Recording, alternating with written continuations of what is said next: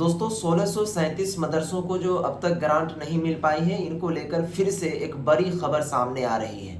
जी हाँ, मैं तमाम साथियों को उससे संबंधित बहुत ही ज़बरदस्त और अच्छी खबर बताने आया हूँ। आप लोगों से रिक्वेस्ट है, इस वीडियोस को पूरी देखिए और इन्फॉर्मेशन को समझिए कि क्या और कैसे है। यहाँ पर एमडीओ यानी कि मदरसा डेवलपमेंट ऑर्गेनाइजेशन की टीम की ओर से एक मैसेज जनरेट की गई है ग्रुप में, जो कि आपके स्क्रीन पर चल रहा होगा। आप वहाँ पर देखिए और मैं पढ़ रहा हूँ, इसको समझिए। इन्होंने इस ग्रुप में और इस मैसेज के ज़रिए से जितने भी 1637 मदारिस के ज़िम्मेदारान हैं, उन सभी से गुजारिश किया है और उनका क्या कहते हैं, साथ भी मांगा है। और यहाँ पर समझिए, ये है रियाज अहमद सिद्दीकी साहब। इन्होंने लिखा है कि 1637 मदरसा अगर सरकार आचार संहिता से पहले कैबिनेट नहीं लगाता है तो समझिए 1637 मदरसा को मदरसा बोर्ड और अभी हालिया जो सरकार है दोनों मिलके फंसा देगा। इसीलिए मैंने हाईकोर्ट के सरकारी वकील और मदरसा बोर्ड के सरकारी वकील और अपने हाईकोर्ट के वकील से बात कर लिया है। इन्होंने कहा कि हम तीनों मिलकर 100% केस जितवा देंगे, 6 मंथ में जजमेंट भी दिलवा देंगे।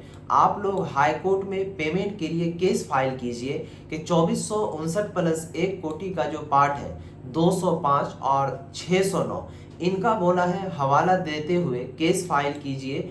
और इसलिए क्योंकि जल्दी से बोले हैं ये करने के लिए, क्योंकि आगे आचार संहिता लगने वाला है, तो आचार संहिता लगने से पहले पहले आप इस केस को फाइल कर दीजिए।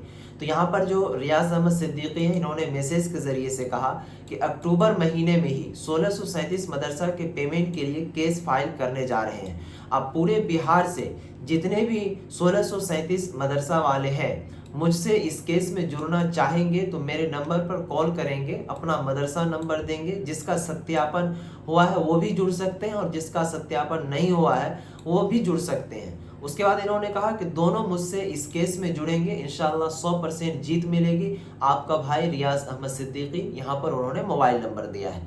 बहुत ही ज़बरदस्त इन्होंने काम करने को अंजाम दिया है। और जब हाई कोर्ट का दरवाज़ा खटखटाया जाएगा तो फिर सरकार को कटघरे में खड़े की जाएगी, उनके बाद फिर से उनसे सवालात पूछे जाएंगे और इंशाल्लाह उम्मीद है जैसे ही जजमेंट अगर मिल गया तो समझिए केस भी जो है 100% जीत ही लिया जाएगा। तो जो भी शख्स है, जो भी रुकनदा है 1637 वाले, यहाँ पर नंबर शो कर रहा होगा रियाज अहमद सिद्दीकी साहब का, उनसे आप एक बार राब्ता कर लीजिए, कॉन्टेक्ट कर लीजिए, क्योंकि आपका जो मसाला है अब ऐसे हल नहीं होगा। क्योंकि आगे जो आगामी चुनाव है, चुनाव से पहले आचार संहिता लग जाएगा, आचार संहिता लगते ही फिर आपका सारा कामकाज बंद हो जाएगा।